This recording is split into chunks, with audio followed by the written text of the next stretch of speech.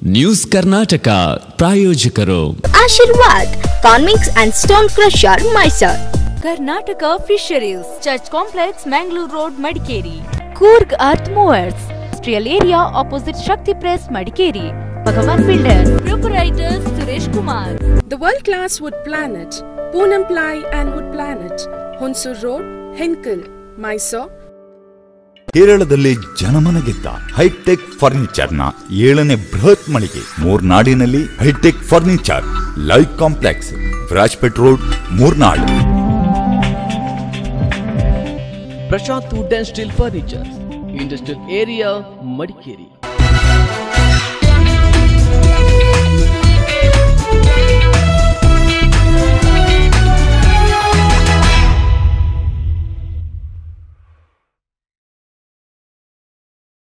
ನಮಸ್ಕಾರ, ನ್ಯೂಸ್ ಕರ್ನಾಟಕಕ್ಕೆ ಸ್ವಾಗತ. ಮೊದಲಿಗೆ ಹೆಡ್ಲೈನ್ಸ್.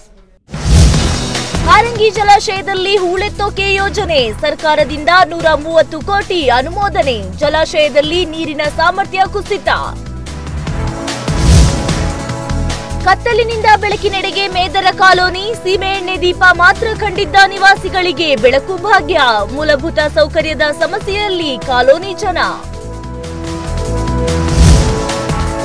ಕೂಟಿಯಾಲ ಸಂಪರ್ಕ ರಸ್ತೆ ಸರಿಪಡಿಸುವುದಾಗಿ ಎಸಿಎಫ್ ಭರವಸೆ, ರೈತ ಸಂಘ ಹಸಿರು ಸೇನೆ ನೇತೃತ್ವದಲ್ಲಿ ಸಭೆ, ಇಲಾಖೆ ಸ್ಪಂದಿಸದಿದ್ರೆ ಕಾನೂನು ಹೋರಾಟದ ಎಚ್ಚರಿಕೆ. ಮರಾಠ ಅಭಿವೃದ್ಧಿ ಪ್ರಾಧಿಕಾರ ರಚನೆ ವಿವಾದ, ಬಲವಂತದಿಂದ ಬಂದ್ ನಡೆಸಿದ್ರೆ ಕಠಿಣ ಕ್ರಮ, ಸಿಎಂ ಯಡಿಯೂರಪ್ಪ ಎಚ್ಚರಿಕೆ.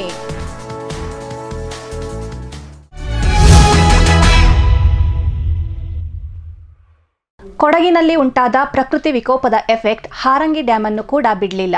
ಅತಿವೃಷ್ಟಿಯಿಂದಾಗಿ ಬೆಟ್ಟಗುಡ್ಡಗಳೆಲ್ಲ ಕುಸಿದು ಬಿದ್ದು ಕೊಚ್ಚಿ ಬಂದ ಮಣ್ಣು ಹಾರಂಗಿ ಡ್ಯಾಮ್ ಸೇರಿದೆ. ಇದರಿಂದಾಗಿ ಜಲಾಶಯದಲ್ಲಿ ಹೂಳು ತುಂಬಿದ್ದು ಸರ್ಕಾರ ಹೂಳೆತ್ತೋಕೆ ಅಂತಾನೆ ಕೋಟ್ಯಾನುಗಟ್ಟಲೆ ಅನುಮೋದನೆ ನೀಡಿದೆ. ಆದರೆ ಅದ್ಯಾವಾಗ ಹೂಳೆತ್ತುವ ಕಾರ್ಯ ಶುರುವಾಗುತ್ತೋ ಅಂತ ಜನ ಕಾದು ನೋಡುವಂತಾಗಿದೆ. ಹಾರಂಗಿ ಜಲಾಶಯದಲ್ಲಿ ಹೂಳು ತೆರವು, ಸರ್ಕಾರದಿಂದ 130 ಕೋಟಿ ಅನುಮೋದನೆ.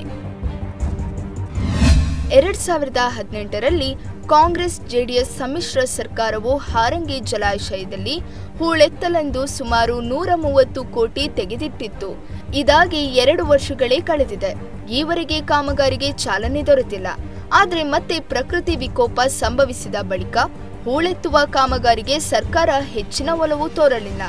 ಆಗಸ್ಟ್ ಸಮಯದಲ್ಲಿ ಅಬ್ಬರಿಸಿದ ಮಹಾಮಳೆಯಿಂದಾಗಿ ನದಿ ತೀರದಲ್ಲಿರುವ ಬಹುತೇಕ ಪ್ರದೇಶಗಳು ಜಲಾವೃತಗೊಂಡವು, ಬೆಟ್ಟ ಗುಡ್ಡಗಳು ಕುಸಿದವು.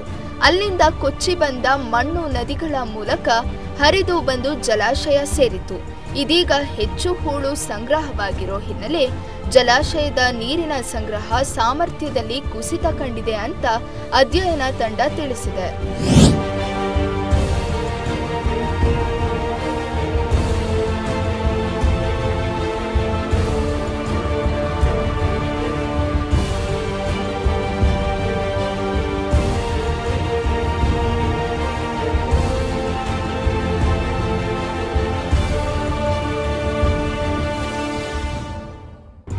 ಜಲಾಶಯದಲ್ಲಿ ನೀರಿನ ಸಾಮರ್ಥ್ಯ ಕುಸಿತ, ಅತಿವೃಷ್ಟಿಯಿಂದಾಗಿ ಯೋಜನೆಗೆ ಹೊಡೆತ. ಹಾರಂಗಿ ಜಲಾಶಯದ ನೀರಿನ ಸಾಮರ್ಥ್ಯ ಕುಸಿದಿರುವ ಬಗ್ಗೆ ಹಾರಂಗಿ ಅಚ್ಚುಕಟ್ಟು ಪ್ರದೇಶದಲ್ಲಿರುವ ರೈತರು ಅಂದಿನ ಮುಖ್ಯಮಂತ್ರಿಗಳಾಗಿದ್ದ ಕುಮಾರಸ್ವಾಮಿ ಬಳಿ ಹೂಳೆತ್ತಲು ಆಗ್ರಹಿಸಿದ್ರು. ಜಲಾಶಯದ ನೀರನ್ನು 4-5 ಜಿಲ್ಲೆಗಳ ಜನರು ಬಳಸಿಕೊಳ್ತಿದ್ದು, ಜಲಾಶಯದಲ್ಲಿ ಹೂಳೆತ್ತಿ ಅಣೆಕಟ್ಟೆಯನ್ನು ಉಳಿಸಿಕೊಡುವಂತೆ ರೈತರು ಮನವಿಯನ್ನು ಮಾಡಿದ್ದರು. ರೈತರ ಆಗ್ರಹದಂತೆ ಎಚ್ಡಿಕೆ ಸರ್ಕಾರ ಜಲಾಶಯದಲ್ಲಿ ಹೂಳೆತ್ತಲೆಂದು 130 ಕೋಟಿ ರೂಪಾಯಿಗಳಿಗೆ ಅನುಮೋದನೆ ನೀಡಿತ್ತು. ಈವರೆಗೂ ಹೂಳೆತ್ತುವ ಕಾಮಗಾರಿ ಕಾರ್ಯಾರಂಭವಾಗದ ಕಾರಣ ಸಾರ್ವಜನಿಕರಲ್ಲಿ ಅಸಮಾಧಾನ ಮೂಡಿದೆ. ಈ ಬಾರಿಯಾದರೂ ಯೋಜನೆಗೆ ಚಾಲನೆ ದೊರಕಲಿದೆಯಾ ಅಂತ ಜನ ನಿರೀಕ್ಷಿಸುತ್ತಿದ್ದಾರೆ.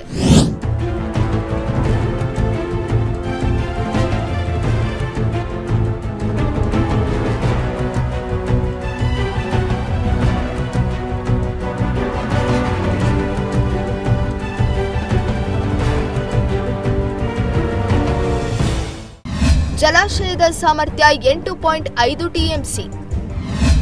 ಡ್ಯಾಂನಲ್ಲಿ 1 ಟಿಎಂಸಿಗೂ ಅಧಿಕ ಹೂಳು. ಕರ್ನಾಟಕ ಇಂಜಿನಿಯರ್ಸ್ ರಿಸರ್ಚ್ ಸ್ಟೇಷನ್ ಒಪ್ಪಿಸಿದ ಜವಾಬ್ದಾರಿ ಹಿನ್ನೆಲೆ Jio marine station private limited ಸಂಸ್ಥೆಯು 2019 ಫೆಬ್ರವರಿಯಲ್ಲಿ 8 ಮಂದಿ ತಜ್ಞರ ತಂಡವೊಂದು ಹಾರಂಗಿ ಹಿನ್ನೀರಿನಲ್ಲಿ ಬಾಥಿಮೆಟ್ರಿಕ್ ಹಾಗೂ ಹೈಡ್ರೋಗ್ರಾಫಿಕ್ ಸರ್ವೆಗಳ ಮೂಲಕ ಅಧ್ಯಯನ ನಡೆಸಿತ್ತು. ಅವರ ಸಮೀಕ್ಷೆಯ ಪ್ರಕಾರ ಒಟ್ಟು 8.5 ಟಿಎಂಸಿ ಸಾಮರ್ಥ್ಯವುಳ್ಳ ಜಲಾಶಯದಲ್ಲಿ 1 ಟಿಎಂಸಿಗೂ ಅಧಿಕ ಹೂಳು ಸಂಗ್ರಹವಾಗಿದೆ ಎನ್ನಲಾಗ್ತಿದೆ.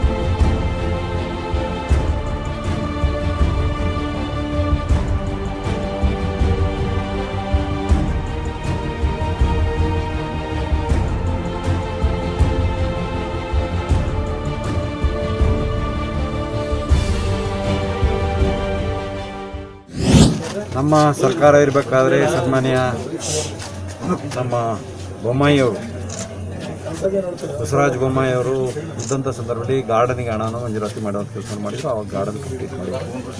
ಫೌಂಟನ್ಗೆ ಈಗ ಮಂಜೂರಾತಿ ಮಾಡುವಂಥ ಕೆಲಸ ನಾವು ಮಾಡಿದ್ದೀವಿ.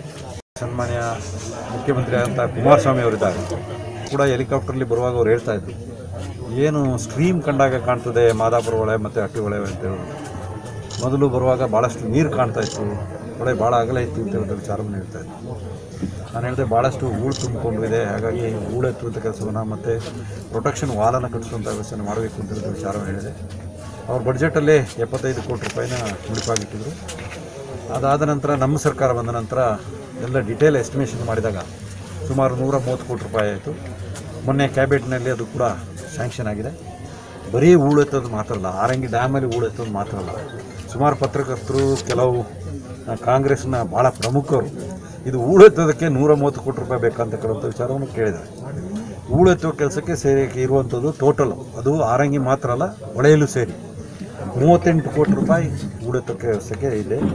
ಅದರ ಜೊತೆಗೆ ನದಿಯ ಪಾತ್ರದಲ್ಲಿ ಏನೋ ಕುಸಿತ ಇದೆ ಅಂಥದಕ್ಕೆ ಪ್ರೊಟೆಕ್ಷನ್ ವಾಲು ಮತ್ತು ಅದನ್ನು ಉಳಿಸುವಂಥದ್ದು, ನದಿಯನ್ನು ಉಳಿಸುವಂಥ ರೀತಿಗೆ ಸುಮಾರು 34 ಕೋಟಿಯನ್ನು ಕೊಡ್ತಾಯಿದ್ದೀವಿ.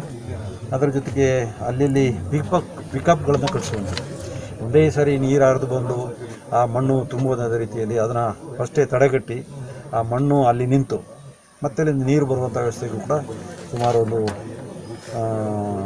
41 ಕೋಟಿ ರೂಪಾಯಿ ಕೊಟ್ಟಿದ್ದಾರೆ. ಹಾಗೆ ಸುಮಾರು 115 ಕೋಟಿ ರೂಪಾಯಿ ಆಗ್ತದೆ. ಒಟ್ನಲ್ಲಿ ಹೂಳೆತ್ತುವ ಯೋಜನೆಗೆ ಆಡಳಿತಾತ್ಮಕವಾಗಿ ಸಚಿವ ಸಂಪುಟದಲ್ಲಿ ಸರ್ಕಾರ ಅನುಮೋದನೆ ನೀಡಿದೆ. ಆದಷ್ಟು ಬೇಗ ಕಾಮಗಾರಿಗೆ ಚಾಲನೆ ಸಿಗಲಿ. ಆ ಮೂಲಕ ಜಿಲ್ಲೆಯ ಜನತೆಯ ಹಲವು ವರ್ಷಗಳ ಆಗ್ರಹವನ್ನು ಈಡೇರಿಸಬೇಕಾಗಿದೆ. KB Shamshuddin, bureau report, Kushalnagar.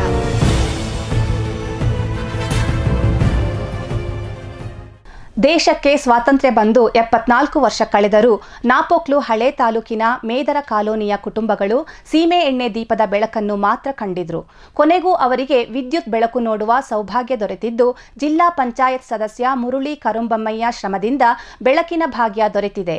ಸರಿಯಾದ ಸಾರಿಗೆ ವ್ಯವಸ್ಥೆ ಇಲ್ಲದಿದ್ರೂ ಕೂಡ ಚೆಸ್ಕಾಂ ಇಲಾಖೆ ಕಂಬ ಸಾಗಿಸೋಕೆ ಹರಸಾಹಸ ಪಡ್ತಿದ್ದಾರೆ.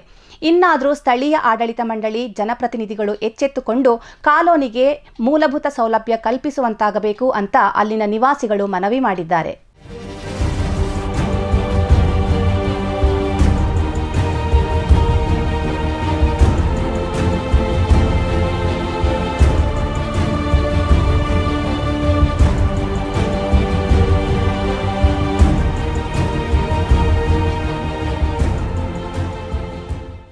ಮೇದರ ಕಾಲೋನಿ ಯಾವುದೋ ಒಂದು ತೋಟದ ಮೂಲೆಯಲ್ಲಿ ಇರುವುದರಿಂದ ಸರ್ಕಾರದ ವತಿಯಿಂದ ಯಾವುದೇ ರಸ್ತೆಗಳಿಲ್ಲ. ಅದಕ್ಕೆ ಯಾರು ಶಿವಚಾಂಡ ಕುಟುಂಬದವರು ಸುಮಾರು 100 ವರ್ಷಗಳ ಹಿಂದೆ ಅದಕ್ಕೊಂದು 20 ಸೆಂಟ್ 25 ಸೆಂಟ್ ಜಾಗವನ್ನು ಅವರಿಗೆ ಉದಾರವಾಗಿ ನೀಡಿ ಊರಿನ ಸೇವೆಗೆ ಅವರನ್ನು ಅಲ್ಲಿ ಇರಿಸಿತು. ಅದಕ್ಕೆ ಸರ್ಕಾರದ ಹಂತದಲ್ಲಿ ಯಾವುದೇ ರಸ್ತೆಗಳು ಇಲ್ಲ. ಈಗ ಪಾಡ್ಯಮಂಡ ಜಾಗದಲ್ಲಿ ಪಾಡ್ಯಮಂಡ ಕುಟುಂಬಸ್ಥರು ಬಿಟ್ಟು ಕೊಟ್ಟಂತ ಜಾಗದಲ್ಲಿ ರಸ್ತೆಯನ್ನು ಎಷ್ಟು ಬೇಕು ಈಗ ಅಷ್ಟನ್ನು ಅಭಿವೃದ್ಧಿ ಮಾಡಿ ಆಗಿದೆ. ಸುಮಾರು 70ರಿಂದ 80% ಅಷ್ಟು ಜಾಗದಲ್ಲಿ ರಸ್ತೆ ಕಾಮಗಾರಿ ಆಗಿದೆ. ಇನ್ನು ಈಗ ಇನ್ನೊಂದು 20% ಬಾಕಿ ಇದೆ. ಅದು ಖಾಸಗಿ ಗದ್ದೆ ಒಳಗಿರೋದರಿಂದ ಖಾಸಗಿಯವರ ಮನವೊಲಿಸಿಬಿಟ್ಟು ಅದನ್ನ ರಸ್ತೆ ಮಾಡುವಂತ ವ್ಯವಸ್ಥೆ ಆಗಬೇಕಾಗಿದೆ ಅಲ್ಲಿ. ಇನ್ನು ವಿದ್ಯುತ್ ಶಕ್ತಿ ವಿಷಯದಲ್ಲಿ ಬಂದಾಗ ಇಷ್ಟು ವರ್ಷದಲ್ಲಿ ಯಾಕೆ ವಿದ್ಯುತ್ ಶಕ್ತಿ ಮಾಡಿಲ್ಲ ಅನ್ನೋದು ನನಗಂತೂ ಗೊತ್ತಿಲ್ಲ. ಯಾಕೆ ಪ್ರತಿ ವರ್ಷನೂ ಪ್ರತಿ 5-5 ವರ್ಷಕ್ಕೊಂದ್ಸರಿ ಎಲ್ಲಾ ಜನಪ್ರತಿನಿಧಿಗಳು ಗೆದ್ದು ಬರ್ತಾರೆ. ಅವ್ರು ಮಾಡೋ ಜವಾಬ್ದಾರಿ ಅವ್ರಲ್ಲಿ ಇರಬೇಕಾಗಿತ್ತು, ಅವ್ರು ಮಾಡಲಿಲ್ಲ. ಬಟ್ ಈ ಸಾರಿ ಏನಾಗಿದೆ ಅಂದ್ರೆ ಜಿಲ್ಲಾ ಪಂಚಾಯತ್ ಸಾಮಾನ್ಯ ಸಭೆಯಲ್ಲಿ ಮಾತಾಡ್ಬಿಟ್ಟು ಕಾರ್ಯಪಾಲಕ ಅಭಿಯಂತರು ಮತ್ತೆ ಎಲ್ಲಾ ವಿದ್ಯುತ್ ಶಕ್ತಿ ಇಲಾಖೆ ಎಲ್ಲ ಸಿಬ್ಬಂದಿಗಳ ಅಭಿಯಂತರ ಸಹಕಾರದಿಂದ ಈಗಾಗಲೇ ನಾವು ಅದನ್ನು ಮಾಡಿಸಿದ್ದೀವಿ. ವಿದ್ಯುತ್ ಶಕ್ತಿ ಸಂಪರ್ಕ ಈಗಾಗಲೇ ಆಗ್ತಾ ಇದೆ. ಬಹಳ ಕಷ್ಟಪಟ್ಟು ಎಲ್ಲರೂ ಸಹಕಾರ ನೀಡಿದ್ದಾರೆ. ಊರವರು ಸಮೇತ ಸಹಕಾರ ನೀಡಿಬಿಟ್ಟು ವಿದ್ಯುತ್ ಶಕ್ತಿ ಸಂಪರ್ಕ ಮಾಡಿಸಿದ್ದೀವಿ. ಹಾಗೆ ನೀವು ದಾಖಲೆಗಳ ವಿಷಯದಲ್ಲಿ ಕೇಳಿದಿರಿ. ದಾಖಲೆಗಳನ್ನ ನೋಡಿ, ಅವರು ಈಗ ಅವಿದ್ಯಾವಂತರಾಗಿ ಅವರು ಬಹಳ ಹಿಂದುಳಿದವರು ಆದ ಕಾರಣ ಅವರೇ ಹೋಗಿ ತಾಲೂಕ್ ಪಂಚಾಯತಿಗೆ ಹೋಗ್ಬಿಟ್ಟು ದಾಖಲೆಗಳನ್ನು ಮಾಡಿಸುವಂತ ವ್ಯವಸ್ಥೆ ಆಗ್ಲಿಕ್ಕಿಲ್ಲ. ಇದಕ್ಕೆ ಏನ್ ಮಾಡ್ಬೇಕಂದ್ರೆ ಜಿಲ್ಲಾ ಮಟ್ಟದಲ್ಲಿ ಜಿಲ್ಲಾಧಿಕಾರಿಗಳೇ ಇಂಥ ಎಲ್ಲಿ ಕಡು ಬಡವರು ಪರಿಶಿಷ್ಟ ಜಾತಿ ಮತ್ತು ಪಂಗಡದವರು ಇದ್ದಾರೆ ಅಲ್ಲಿಗೆ ರೆವಿನ್ಯೂ ಇಲಾಖೆಯನ್ನು ಕಳಿಸ್ಬಿಟ್ಟು ಅವರೇ ಸ್ವತಃ ದಾಖಲೆ ಮಾಡಿಕೊಡೋದು ಅವರಿಗೆ ಒಳ್ಳೇದು. ಇಲ್ಲಾಂದ್ರೆ ಅವರಿಗೆ ಯಾವುದೇ ಹಂತದಲ್ಲಿ ದಾಖಲೆ ಮಾಡಿಕೊಳ್ಳಿಕ್ಕೆ ಆಗಲ್ಲ. ಇನ್ನು ರಸ್ತೆಯಲ್ಲಿ ಇನ್ನೊಂದು 20 ಭಾಗದಷ್ಟು ರಸ್ತೆ ಬಾಕಿ ಇದೆ. ಅದಕ್ಕೆ ಈಗಾಗಲೇ ನಾನು ITDP ಅಧಿಕಾರಿನ ಕರೆಸಿದ್ದೀನಿ. ಅವರು ನೋಡಿದ್ದಾರೆ. ಅವರೇ ಹೇಳ್ತಾರೆ ಇಲ್ಲಿ 40 ಕುಟುಂಬ ಇರಬೇಕು ಅಥವಾ ಇನ್ನು 50 ಜನ ಇರಬೇಕು ಅಂತ. ಇಲ್ಲದವ್ರನ್ನ ಎಲ್ಲಿಂದ ತರೋದು ನಾವು? ನ್ಯೂಸ್ ಕರ್ನಾಟಕ ಮುಂದುವರಿಯುತ್ತೆ ಒಂದು ಸಣ್ಣ ಬ್ರೇಕ್ನ ನಂತರ.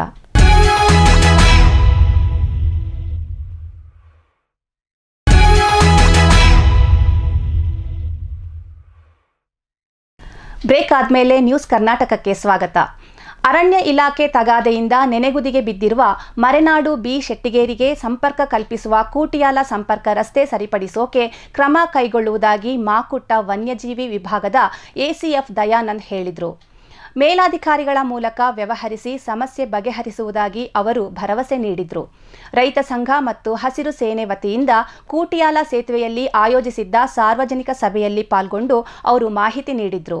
ಇದೇ ಸಂದರ್ಭ ಮಾತನಾಡಿದ ರೈತ ಸಂಘದ ಅಧ್ಯಕ್ಷ ಕಾಡ್ಯಮಾಡ ಮನುಸೋಮಯ್ಯ, ಅರಣ್ಯ ಇಲಾಖೆ ಲೋಕೋಪಯೋಗಿ ಇಲಾಖೆ ಜಂಟಿಯಾಗಿ ಕಾರ್ಯನಿರ್ವಹಿಸಬೇಕು. ಅರಣ್ಯ ಇಲಾಖೆ ಸೂಕ್ತವಾಗಿ ಸ್ಪಂದಿಸದಿದ್ದಲ್ಲಿ ಕಾನೂನು ಹೋರಾಟ ರೂಪಿಸಲಾಗುವುದು ಅಂತ ಎಚ್ಚರಿಸಿದರು. ಅದಕ್ಕೆ ಏನೇನು ಡಾಕ್ಯುಮೆಂಟ್ಸ್ ಉಂಟು ಅದು ಅಪ್ಲೋಡ್ ಆಗ್ತದೆ. ಅದು ಪ್ರೊಸೀಜರ್ ಇದೆ. ಅದು ವೈಲ್ಡ್ ಲೈಫ್ ಆದ್ದರಿಂದ ವೈಲ್ಡ್ ಲೈಫ್ ಬೋರ್ಡಿಗೆ ಹೋಗ್ತದೆ. ವೈಲ್ಡ್ ಲೈಫ್ ಬೋರ್ಡ್ವರೆಗೂ ಹೋಗಿ ಅಲ್ಲಿಂದ ಪರ್ಮಿಷನ್ ಆಗಿ ಬರಬೇಕು. ಈ ರಿಸರ್ವ್ ಫಾರೆಸ್ಟ್ ಅಲ್ಲಿವರೆಗೆ ಇರೋದ್ರಿಂದ ಇದು ಬ್ರಿಡ್ಜು ಸೇರಿಕೊಂಡೇ ಬಂದುಬಿಡ್ತದೆ. ಇದು ಅಲ್ಲಿಂದ ಆಚೆ ಆಗಿದರೆ ರೋಡಿಗೆ ಮಾತ್ರ ಬರ್ತಿತ್ತು. ಈ ಬ್ರಿಡ್ಜ್ ಸೇರಿಕೊಂಡು ಬರ್ತದೆ. ಮತ್ತು 600 ಮೀಟ್ರ್ ಅಂತ ಹೇಳ್ತಾರೆ. ಇದು ನಮ್ಮ ದಾಖಲೆಯಲ್ಲಿ ಏನಾಗಿದೆ ಈಗ 1600 ಮೀಟ್ರ್ ಇದೆ.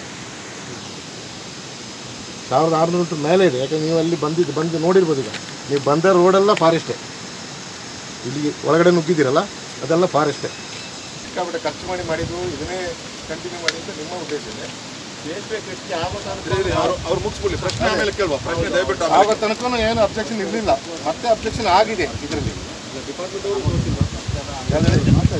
ಡಿಪಾರ್ಟ್ಮೆಂಟಿನ ಬಗ್ಗೆ ಇಲ್ಲಿ ನನಗೆ ಯಾಕಂದ್ರೆ ನಾನು ಈಗ ಬಂದಿದ್ದ ಬಗ್ಗೆ ನಾನು ಇವತ್ತೇ ಸ್ಟಡಿ ಮಾಡಿದ್ದು. 1680 ಮೀಟ್ರ್ ಹಾದು ಹೋಗ್ತಾರೆ ಅಂತ ಅಂತಿದ್ರು. ನನ್ನ ಸ್ವಂತ ಒಂದು ಪರ್ಸನಲ್ ಆಗಿ ಒಂದು ಮನವಿ ಮಾಡೋದೇನಂತಂದರೆ, ಖಂಡಿತವಾಗಿ ಈ ಗ್ರಾಮಸ್ಥರಿಗೆ ತೊಂದರೆ ಇದೆ. ಇದನ್ನು ನಿಮ್ಮ ಮುಂದೆ ಇವತ್ತು ಈ ಸಭೆಯ ಬಗ್ಗೆನೇ ನಿಮ್ದು ಏನಾದರೂ ಒಂದು ಎಕ್ಸ್ಪ್ಲನೇಷನ್ ಕೇಳುವಂಥದ್ದಿದ್ರೆ ACF ಅವರೇ RF ಅವರೇ ದಯವಿಟ್ಟು ಒಂದು ಇದರಲ್ಲಿ ಜನರದ್ದು ತೊಂದರೆನ ನೀವು ಈ ರಿಪೋರ್ಟಲ್ಲಿ ನೀವು ಒಂದು ಮೆನ್ಷನ್ ಮಾಡಿ. ಯಾಕಂದರೆ ನಾವು ಬೆಂಗಳೂರಲ್ಲೂ ಸಮೇತ ಅರಣ್ಯ ಭವನದಲ್ಲಿ ಕೂತಂಥ ಸಂದರ್ಭದಲ್ಲಿ ಈ ಆನೆ ಹಿಡಿಯುವಂಥ ವಿಚಾರ ಇರ್ಬೋದು, ಹುಲಿ ಹಿಡಿಯುವಂಥ ವಿಚಾರ ಇರ್ಬೋದು, ಅದನ್ನು ಕ್ಯಾಂಪಿಗೆ ಶಿಫ್ಟ್ ಮಾಡುವಂಥ ವಿಚಾರ ಇರಬೇಕಾದ್ರೆ PCCF ಲೆವೆಲಲ್ಲೂ ಸಮೇತ ಮಾತಾಡಬೇಕಾದ್ರೆ ಏನು ಬರ್ತಾಯಿತ್ತು, ತುಂಬ ಅಂಥ ರಿಪೋರ್ಟ್ ಬರಲಿಲ್ಲ ಅಂತ ಹೇಳುವಂಥದ್ದು. ಅಲ್ಲಿಂದ ನಾವೆಲ್ಲ ತುಂಬ ಸತಿ ಅದರಲ್ಲಿ ಒಂದು ಉದಾಹರಣೆನ ನಾನು ಇಲ್ಲಿ ಮೆನ್ಷನ್ ಮಾಡಲಿಕ್ಕೆ ಇಷ್ಟಪಡ್ತೀನಿ. ನಮ್ಮ ಕೃಷ್ಣರಾಜ್ DF ಆಗಿದ್ದಂಥ ಸಂದರ್ಭದಲ್ಲಿ ಈ ಹುಲಿ ಹಿಡಿಯುವಂಥ ಒಂದು ವಿಚಾರ ಇಲ್ಲ ಆನೆನ ನಾವು ಹಿಡಿಯುವಂಥ ವಿಚಾರದಲ್ಲಿ ಕೂತವ್ರ ಹತ್ರ ನಾವು ರಿಪೋರ್ಟ್ನ ಕಳಿಸಿದಂಥದ್ದು ಇತ್ತು. 2 ದಿನ 2 ರಾತ್ರಿ ಬೆಳಿಗ್ಗೆ ಅವ್ರು ಕೆಲಸ ಮಾಡಿ ಆ ರಿಪೋರ್ಟ್ ಕಳಿಸಿದಾದ್ಮೇಲೆ ನಮ್ಮದು ಅವತ್ತು ರೈತ ಸಂಘದ ಒಂದು ಜನರಲ್ ಬಾಡಿ ಸಮೇತ ಇತ್ತು. ಅದ್ರ ಒಳಗಡೆ ಹುಲಿ ಹಿಡಿಯುವಂಥ ಒಂದು ಆರ್ಡರ್ ಬರಬೇಕು ಅಂತ ಹೇಳುವಂಥ ಸಂದರ್ಭದಲ್ಲಿ ಎಷ್ಟು ಬೇಗ ಕೆಲಸ ಮಾಡಿದ್ದಾರೆ ಅಂತ ಹೇಳಿದ್ರೆ ನಮ್ಮ CCF ಅವರಿಗೂ ನಮ್ಮ ಕೃಷ್ಣರಾಜು ಅವರಿಗೆ ನಿಜವಾಗಿ ನಾವು ಧನ್ಯವಾದ ಹೇಳಬೇಕು. ಭಾಳ ಸ್ಪೀಡಾಗಿ ಕೆಲಸ ಮಾಡಿ ಆ ಹುಲಿ ಟ್ರ್ಯಾಪ್ ಮಾಡಲಿಕ್ಕೆ ಸೆಂಟ್ರಲ್ ಗೌರ್ಮೆಂಟಿಂದ ಒಂದು ಪರ್ಮಿಷನ್ ಸಮೇತ ರಿಟರ್ನ್ ಪರ್ಮಿಷನ್ ಅಂತ ಅದ್ರ ಕಾಪಿ ನಮಗೂ ಕೊಟ್ಟಿದ್ದಾರೆ. ನನ್ನ ಹತ್ರ ಇವತ್ತು ನಮ್ಮ ಫೈಲಲ್ಲಿ ಇದೆ. ಏನಿದೆ ನಮ್ಮ ಮೇಲೆ ಇರುವಂಥ ಈ ಬ್ಯೂರೋಕ್ರಾಟ್ಸ್ ಇಂಥದ್ದೆಲ್ಲ ನೀವು ಕೆಳಗೆ ಇರುವಂಥ ಆಫೀಸರ್ಸ್ ಇದನ್ನ ಸ್ವಲ್ಪ ಚೆನ್ನಾಗಿ ಹ್ಯಾಂಡಲ್ ಮಾಡಿದ್ರೆ ನಿಜವಾಗಿ ಇದಕ್ಕೆ ಏನಾದರೂ ಒಂದು ಪರ್ಯಾಯ ಮಾರ್ಗ ಹುಡುಕ್ಬೋದು ಅಂತ ಹೇಳುವಂಥದ್ದು ನನ್ನ ಅನಿಸಿಕೆ. ಮರಾಠ ಅಭಿವೃದ್ಧಿ ಪ್ರಾಧಿಕಾರ ರಚಿಸುವ ಸರಕಾರದ ನಡೆ ವಿರುದ್ಧ ಕನ್ನಡ ಪರ ಸಂಘಟನೆಗಳು ಕೆಂಡಕಾರಿವೆ. ಕನ್ನಡಿಗರ ಅಸ್ತಿತ್ವಕ್ಕೆ ಧಕ್ಕೆ ತರಲಿರುವ ಈ ನಿರ್ಧಾರವನ್ನು ನವೆಂಬರ್ 27ರೊಳಗೆ ಹಿಂಪಡೆಯದಿದ್ದಲ್ಲಿ ಡಿಸೆಂಬರ್ 5ರಂದು ರಾಜ್ಯ ಬಂದ್ ಆಚರಿಸುವ ಎಚ್ಚರಿಕೆಯನ್ನು ರವಾನಿಸಿವೆ. ಸರ್ಕಾರದ ತೀರ್ಮಾನ ಒಂದು ವರ್ಗದ ಓಲೈಕೆ ರಾಜಕಾರಣಕ್ಕೆ ಕುಮ್ಮಕ್ಕು ಕೊಡುತ್ತದೆಯೇ ಹೊರತು ಆ ಸಮುದಾಯದ ಅಭಿವೃದ್ಧಿಯನ್ನಲ್ಲ ಎಂಬ ಆಕ್ರೋಶದ ಮಾತುಗಳು ವ್ಯಕ್ತವಾಗ್ತಿವೆ. ಆದರೆ ಈ ಕುರಿತು ಪ್ರತಿಕ್ರಿಯೆ ನೀಡಿರುವ ಯಡಿಯೂರಪ್ಪ, ಮರಾಠಿಗರು ಕೂಡ ಕಟ್ಟ ಹಿಂದುತ್ವವಾದಿಗಳು, ಮರಾಠ ಅಭಿವೃದ್ಧಿಗಾಗಿ ಪ್ರಾಧಿಕಾರ ರಚನೆ ಮಾಡಲಾಗ್ತಿದೆ ಹೊರತು ಬೇರಾವುದೇ ಕಾರಣಕ್ಕಾಗಿ ಅಲ್ಲ ಅಂತ ಸ್ಪಷ್ಟನೆ ನೀಡಿದ್ದಾರೆ. ಬಲವಂತದ ಬಂದ್ ನಡೆಸಿದ್ರೆ ಕಟ್ಟುನಿಟ್ಟಿನ ಕ್ರಮ ಕೈಗೊಳ್ಳುವುದಾಗಿಯೂ ಎಚ್ಚರಿಕೆ ಕೊಟ್ಟಿದ್ದಾರೆ. ಅಜಿತ್ ಪವಾರ್ ಖ್ಯಾತೆ ತೆಗೆಯುವಂತ ಕಾರಣ ಮಾಡಿ ಒಂದು ರೀತಿ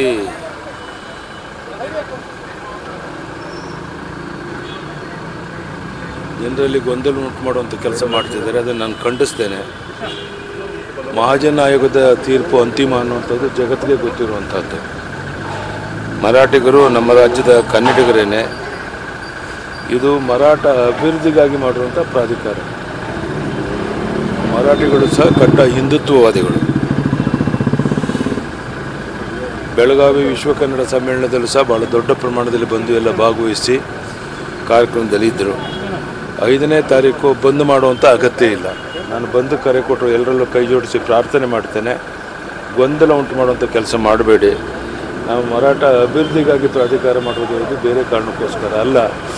ಬಲಾತ್ಕಾರದ ಬಂದ್ ಮಾಡೋಕ್ಕೆ ಕೊಟ್ಟರೆ ಕಟ್ಟುನಿಟ್ಟಿನ ಕ್ರಮ ತಗೊಳ್ಬೇಕಾಗುತ್ತೆ. ಅದಕ್ಕೆ ಅವಕಾಶ ಕೊಡಬೇಡಿ ಅಂತೇಳಿ ನಾನು ವಿನಂತಿಯನ್ನು ಮಾಡ್ತೀನಿ. ಡೆಲ್ಲಿಗೆ ಹೋಗ್ತಾ ಇದ್ದೀನಿ. ನಡ್ಡಾಜಿ ಅವ್ರನ್ನ ನಮ್ಮ ಪ್ರಮುಖರನ್ನ ಭೇಟಿ ಮಾಡಿ ಕ್ಯಾಬಿನೆಟ್ ಎಕ್ಸ್ಪಾನ್ಷನ್ ಬಗ್ಗೆ ಮಾತನಾಡ್ಕೊಂಡು ಬರ್ತೀನಿ. ಅಲ್ಲಿ ಡೆಲ್ಲಿಗೆ ಹೋದ್ಮೇಲೆ ಗೊತ್ತಾಗುತ್ತೆ. ನ್ಯೂಸ್ ಕರ್ನಾಟಕದಲ್ಲಿ ಇನ್ನಷ್ಟು ಸುದ್ದಿಗಳಿವೆ. ಅದಕ್ಕೂ ಮೊದಲು ಒಂದು ವಿರಾಮ.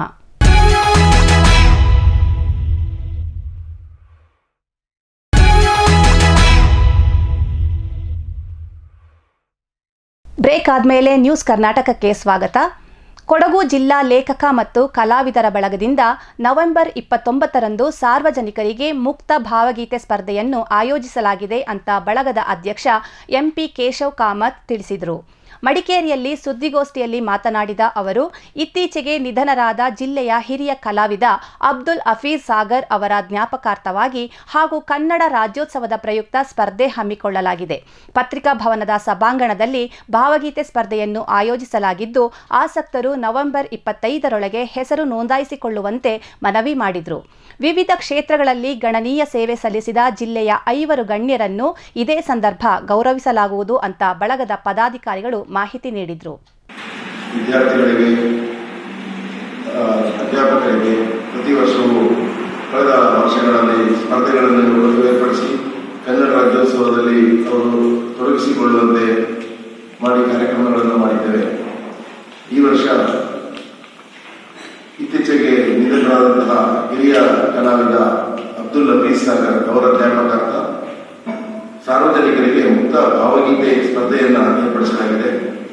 ಈ ಸ್ಪರ್ಧೆಯಲ್ಲಿ ಪ್ರೌಢಶಾಲೆ ಮತ್ತು ಕಾಲೇಜು ವಿದ್ಯಾರ್ಥಿಗಳಿಗೂ ಕೂಡ ಸಾರ್ವಜನಿಕರೊಂದಿಗೆ ಪಾಲ್ಗೊಳ್ಳುವ ಸ್ಪರ್ಧೆಯಲ್ಲಿ ಭಾಗವಹಿಸುವ ಅವಕಾಶ ಇದೆ. ದಿನಾಂಕ 29/11/2020 ಭಾನುವಾರ ಬೆಳಿಗ್ಗೆ 10:30ಕ್ಕೆ ಕೊಡಗು ಪತ್ರಿಕಾ ಭವನ ಸಭಾಂಗಣ ಅಂದರೆ ಇದೇ ಸಭಾಂಗಣದಲ್ಲಿ ಕಾರ್ಯಕ್ರಮ ನಡೆಯಲಿದೆ. ಗಾಯನ ಸ್ಪರ್ಧೆಯಲ್ಲಿ ಪಾಲ್ಗೊಳ್ಳಲಿಕ್ಕೆ ಇಚ್ಛಿಸುವವರು 25ರೊಳಗಾಗಿ ನಮ್ಮ ಸಂಸ್ಥೆಯ ಕಾರ್ಯದರ್ಶಿ ವಿಕ್ರಮ್ ಅವರ ಮೊಬೈಲ್ ಸಂಖ್ಯೆಯನ್ನು ಕೊಟ್ಟಿದ್ದೇವೆ. ಅಲ್ಲಿ ಅವರನ್ನ ಸಂಪರ್ಕಿಸಿ ಹೆಸರನ್ನ ನೋಂದಾಯಿಸಿಕೊಳ್ಳಬಹುದು. ವಿಜೇತರಿಗೆ ನಗದು ಬಹುಮಾನ ಮತ್ತು ಪ್ರಶಸ್ತಿ ಪತ್ರ ಕೊಡ್ತೇವೆ.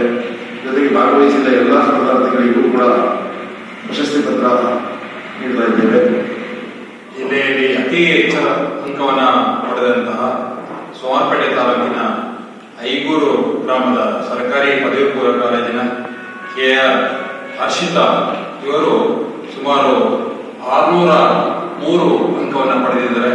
ಅವರಿಗೆ ಡಿ.ಪಿ. ರಮೇಶ್ ದತ್ತಿನಿಧಿಯ ಪ್ರಶಸ್ತಿಯನ್ನು ಕೊಟ್ಟು ಗೌರವಿಸಲಾಗುವುದು. ವಿವಿಧ ಕ್ಷೇತ್ರದಲ್ಲಿ ಗಣನೀಯವಾಗಿ ಸೇವೆ ಸಲ್ಲಿಸಿದಂತಹ 5 ಮಂದಿ ಗಣ್ಯರನ್ನು ಕೂಡ ಇದೇ ಸಂದರ್ಭದಲ್ಲಿ ನಾವು ಗೌರವಿಸುತ್ತಾ ಇದ್ದೇವೆ. ಹಾಗೆ ಕೊಡಗು ಜಿಲ್ಲಾ ಲೇಖಕರ ಮತ್ತು ಕಲಾವಿದರ ಬಳಗ ವತಿಯಿಂದ ನಡೆಯುವಂತಹ ಎಲ್ಲ ಕಾರ್ಯಕ್ರಮಗಳಲ್ಲಿ ಎಲ್ಲರೂ ಕೂಡ ಭಾಗಿಯಾಗಬೇಕು. ಅಬ್ದುಲ್ ಹಫೀಜ್ ಸಾಗರ್ ಅವರ ಜ್ಞಾಪಕಾರ್ಥ ಒಂದು ಕಾರ್ಯಕ್ರಮವನ್ನು ಖಂಡಿತವಾಗಿ ಕೂಡ ಮಾಡಬೇಕು ಅನ್ನುವಂಥದ್ದು ಎಲ್ಲರ ಇಡೀ ಜಿಲ್ಲೆಯ ಬಹುಶಃ ಅದು ಇಡೀ ಶಿವನಿಯ ಜನತೆಯ ಒಂದು ಬಯಕೆ ಅಂತ. ಯಾಕೆಂತಂದ್ರೆ ಅಬ್ದುಲ್ ಹಫೀಜ್ ಸೈದರ್ ಅವರು ಜಿಲ್ಲೆಗೆ ಅನೇಕ ರೀತಿಯ ತಮ್ಮದೇ ಆದ ಕೊಡುಗೆಯನ್ನು ನೀಡಿದರು. ಅದರಲ್ಲಿ ಕಲೆ ಮತ್ತು ವಿವಿಧ ಸಾಂಸ್ಕೃತಿಕ ಕಾರ್ಯಕ್ರಮಗಳಿಗೆ ಅವರು ಯಾವತ್ತೂ ಮುಂದಾಗಿ ಅವರು ಮತ್ತು ಅವರ ತಂಡ ಅತ್ಯಂತ ಸಕ್ರಿಯವಾಗಿ ಕಾರ್ಯಕ್ರಮವನ್ನು ಕೊಡ್ತಾ ಇದ್ದು. ಅದರಲ್ಲೂ ಮಡಿಕೇರಿ ಹೃದಯ ಭಾಗದಲ್ಲಿ ಒಂದು ಕುವೆಂಪು ಪುತ್ಥಳಿಯನ್ನು ಸ್ಥಾಪನೆ ಮಾಡಲಿಕ್ಕೆ ಅವರೇ ಮುಖ್ಯ ಕಾರಣ. ವಿರಾಜಪೇಟೆ ತಾಲೂಕು ಬಿಜೆಪಿ ಕೃಷಿ ಮೋರ್ಚಾ ವತಿಯಿಂದ ತಾಲೂಕು ಕೃಷಿ ಮೋರ್ಚಾ ಅಧ್ಯಕ್ಷ ಕಟ್ಟೇರ ಈಶ್ವರ ತಿಮ್ಮಯ್ಯ ಅಧ್ಯಕ್ಷತೆಯಲ್ಲಿ ಗೋಣಿಕೊಪ್ಪ ಆರ್ಎಂಸಿ ಸಭಾಂಗಣದಲ್ಲಿ ಮಾಸಿಕ ಸಭೆ ನಡೆಸಲಾಯಿತು. ಕೃಷಿ ಸಂಬಂಧಿತ ಸಮಸ್ಯೆಗಳ ಬಗ್ಗೆ, ಪರಿಹಾರ ಕ್ರಮದ ಬಗ್ಗೆ ಸಭೆಯಲ್ಲಿ ಚರ್ಚಿಸಲಾಯಿತು. ವಿಚಾರವನ್ನು ಎಂಪಿಯವರು ಸಿಗ್ತಿಲ್ಲ ಅಂತ ಹೇಳಿ ತಾಲೂಕು ಅಧ್ಯಕ್ಷರಿಗೆ ಮೆಮೊರಂಡಮ್ ಲೆಟರ್ ಕೊಟ್ಟೆ. ಆಗ ತಾಲೂಕು ಅಧ್ಯಕ್ಷರು ಇಮಿಡಿಯೇಟ್ಲಿ ಎಂಪಿಯವರಿಗೆ ಫೋನ್ ಮಾಡಿ ನಾನೇ ಮಾತಾಡಿದೆ ಎಂಪಿಯವ್ರ ಜೊತೆ. ಈ ತರ ಕಾಫಿಗೆ ನಮಗೆ 30 ವರ್ಷದ ಹಿಂದುಗಡೆ ಇದ್ದ ಕಾಫಿಗೆ ಇವತ್ತು ಅದೇ ಬೆಲೆ ಇದೆ. ಕಾರ್ಮಿಕರ ವೇತನ ತುಂಬಾ ಜಾಸ್ತಿ ಆಗಿದೆ, ಪೆಟ್ರೋಲ್ ದರ ಜಾಸ್ತಿ ಆಗಿದೆ. ಆದರೆ ನಾವು ಮಾತ್ರ ಅದೇ ಪರಿಸ್ಥಿತಿಯಲ್ಲಿದ್ದೀವಿ. ನಮಗೆ ಒಂದು ಬೆಂಬಲ ಬೆಲೆ ಬೇಕು. ಇಲ್ಲ ನಮ್ಮಲ್ಲಿ ಕಾಫಿ ಬೋರ್ಡ್ ಮುಂಚೆ ನಮಗೆಲ್ಲ ಅನುದಾನ ಸಿಗ್ತಾ ಇತ್ತು, ಸಬ್ಸಿಡಿ ರೂಪದಲ್ಲಿ 40% 50% ಸಿಗ್ತಾ ಇತ್ತು. ಆದರೆ ಇವತ್ತು ಒಂದೂ ಇಲ್ಲ, ಯಾವುದೂ ಇಲ್ಲ. ಒಂದು ಕಟ್ಟಿಂಗ್ ಮಿಷನ್, ಒಂದು ಕೆರೆಗಾಗಲಿ, ಒಂದು ಗೋಡನಿಗಾಗಲಿ, ಒಂದು ರೀಪ್ಲಾಂಟೇಷನ್ಗಾಗಲಿ ಯಾವುದೂ ಇಲ್ಲ. ಇವತ್ತು ಯಾವುದು ಕೆಲಸ ಇಲ್ಲ ಅಂತ ಹೇಳ್ತಿದ್ದಾರೆ.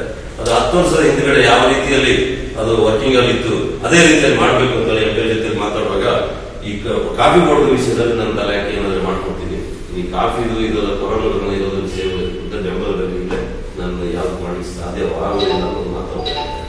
38 ಪಂಚಾಯತಿ ಕಳಿಸ್ಬಿಟ್ರು, ಅವ್ರ ಕೈ ಕೊಡ್ಬೇಕಂತೇಳಿ. ಅಲ್ಲಿ ಪುನಃ ನನಗೆ ನನ್ನ ತಲೆಯಲ್ಲಿ ಬಂತು, ಪಂಚಾಯತಿ ಲೆವೆಲ್ ಬೇಡ, ನಮಗೆ ಮಹಾಶಕ್ತಿ ಕೇಂದ್ರ ಇದೆಯಲ್ಲ, ಅವ್ರನ್ನ ಫೋನ್ ಮಾಡಿ ಅವ್ರ ಕೈ ಕೊಟ್ಬಿಡೋ ಅಂತೇಳಿ. ಅಲ್ಲಿಂದ ಚಲನವರಿಗೆ ಫೋನ್ ಮಾಡಿದೆ, ಚಲನವರು ಫೋನ್ ಸಿಕ್ಕಿಲ್ಲ. ಇವರಿಗೆ ಮಾಡಿದೆ, ನಮ್ಮ ಪ್ರಧಾನ ಕಾರ್ಯದರ್ಶಿ ಪ್ರವೀಣ್ ಅವರಿಗೆ, ಸರಿ ಮಾಡಿ ಅಂತ ಹೇಳಿದ್ರು. ಅಲ್ಲಿಂದ ನಾನು ಇವರಿಗೆ ಏನು ಹೇಳಿದ್ರೆ, ಪ್ರವೀಣ್ ಅವರಿಗೆ ಸಂಬಂಧಪಟ್ಟ ನಿಮ್ಗೆ ಯಾರಿಗೆ ಹೇಳ್ಬೇಕು ನೀವು ಹೇಳಿ, ನಾವು ಇದನ್ನ MLA ಅವ್ರ ಕೈಲಿ ಕೊಡುವ, ಕೈಯಿಂದ ಇದನ್ನ ಆರ್ಗನೈಸೇಷನ್ ಮಾಡುವ, ಇನೋವೇಷನ್ ಮಾಡುವ ಅಂತ ಹೇಳಿದೆ.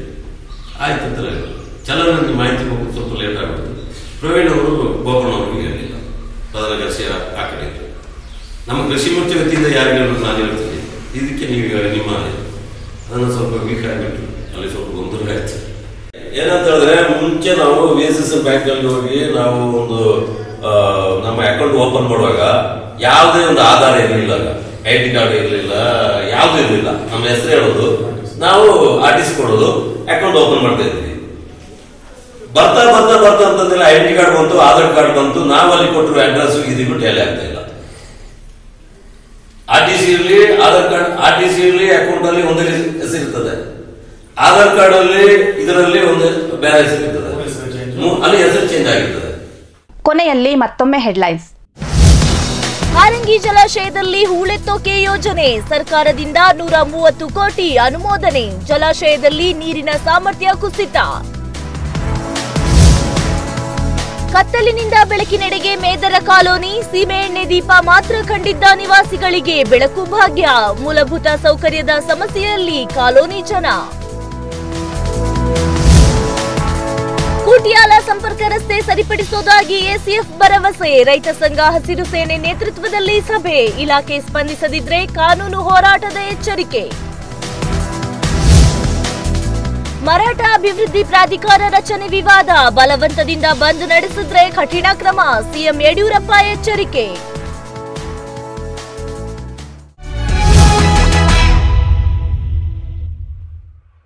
ಇಲ್ಲಿಗೆ ನ್ಯೂಸ್ ಕರ್ನಾಟಕ ಮುಕ್ತಾಯವಾಯಿತು. ಸುದ್ದಿ, ಮಾಹಿತಿ, ಮನೋರಂಜನೆಗಾಗಿ ನೋಡ್ತಾ ಇರಿ ಚಾನೆಲ್ 24 ಕರ್ನಾಟಕ. ವಂದನೆಗಳೊಂದಿಗೆ ಪ್ರತಿಮಾ ಹರೀಶ್ ರಾಯ್. ನೀವು ನೋಡ್ತಾ ಇದ್ದೀರಾ ಗ್ಲೋಬಲ್ ಮೀಡಿಯಾ ನೆಟ್ವರ್ಕ್ ಪ್ರಸ್ತುತಿ ಚಾನೆಲ್ 24 ಕರ್ನಾಟಕ.